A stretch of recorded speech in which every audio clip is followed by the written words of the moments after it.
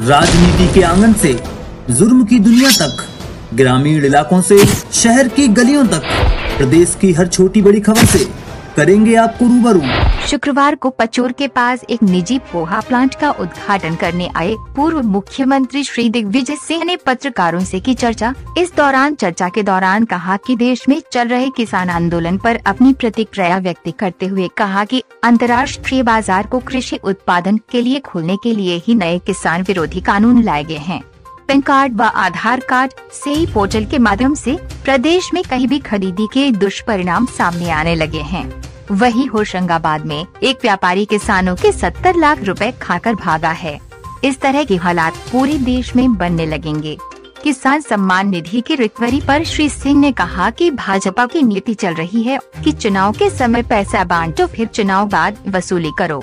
मुआवजा वितरण में पक्षपात का आरोप लगाते हुए श्री सिंह ने कहा कि पूरे प्रदेश में नुकसान हुआ है तो मुआवजा राशि भी समानता से मिलना चाहिए।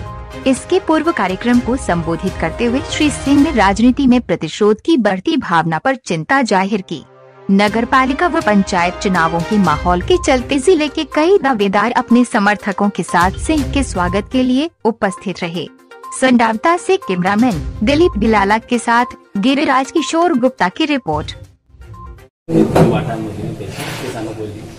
इसमें भी यहाँ पे उनको नोटिस दिए हैं पुरानी रिकवरी के लिए पूरा मतलब यही है। ये सारा का सारा जो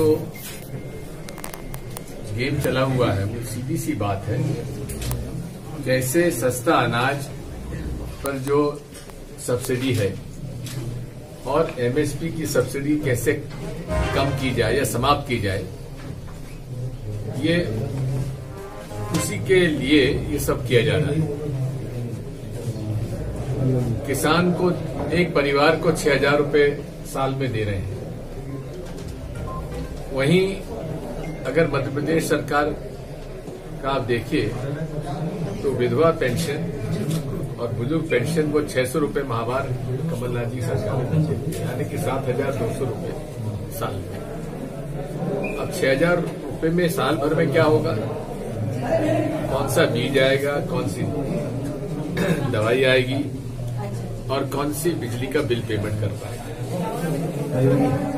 ये पूरा जो गेम है वो अंतर्राष्ट्रीय बाजार के लिए भारत के जो कृषि उत्पादन का जो मार्केट है वो खोलने के लिए ये तीनों कानून लाए गए। अभी सीहोर में, रीवा में, अनेक जगह पर लोगों को नोटिस मिले हैं जबकि वो इनकम टैक्स पे ही नहीं है।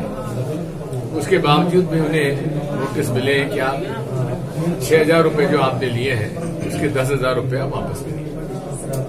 तो ये आते बिगाड़ रहे हैं। यहाँ भी राजगढ़ में भी 3 करोड़ 80 लाख रुपए के लिए जो किसान थे जिनने सम्मान निधि ली थी पिछले बार 2019 में, उनको रिकवरी के लिए 3 करोड़ 80 लाख रुपए के नोटिस यहाँ पे बांटे गए। बात वही है कि चुनाव के समय पैसे बांट दो और चुनाव जीतने के बाद वसूली करो।